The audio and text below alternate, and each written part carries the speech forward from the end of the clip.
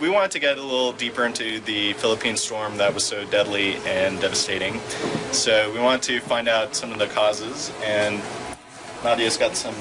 So it's Tropical Storm Sendong, right, that hit the Philippines over the weekend? Is it part of a trend, or? No, it's hard to tell if it's part of a trend or not. I think when we start looking now a little bit more about La Nina developing again, it tends to bring more rain into that area. It's way too early to tell if this was actually related to La Nina, but tropical storms, tropical cyclones in general in the southern Philippines, that far south, that close to the equator, are actually pretty rare. As opposed to a hurricane or a typhoon, for example. People say, oh, it's just a tropical storm. We refer to it just a tropical storm. This was a tropical storm. It was not a typhoon, but it was intense in the terms of the effects of rainfall. And tropical storms can be, as we can see in this case, deadly, quite deadly, and not be as intense as far as winds. There were warnings out from Pagasa, the local authority on weather, and they were out far enough in advance, but I think people just really didn't take as much concern with the storm because of the fact that it was a tropical storm.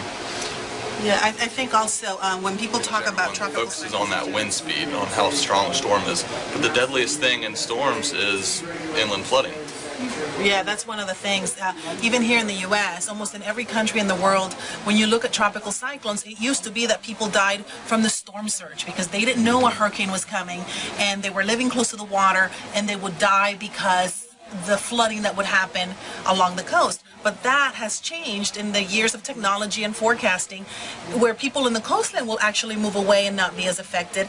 But the most deaths actually happen from inland flooding, from what we call freshwater flooding.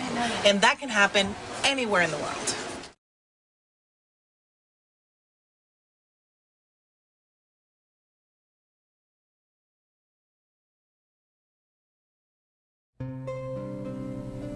I think that I shall never see a poem as lovely as a tree whose hungry mouth is pressed against the sweet earth's flowing breast, a tree that looks at God all day and lifts her leafy arms to pray, a tree that may in summer rear a nest of robins in her hair, upon whose bosom snow has lain, who intimately lives with rain.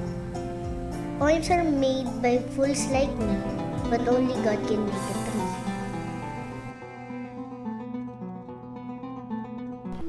Love a Tree, a Tanay Trail Marathon at the Sierra Madre Country Club on February 25 to 26, 2012.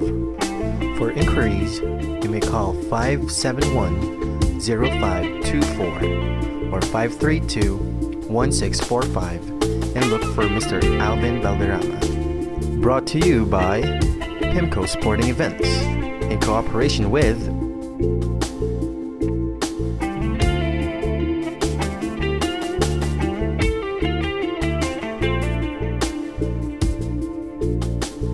for the benefit of Santo Niño High School.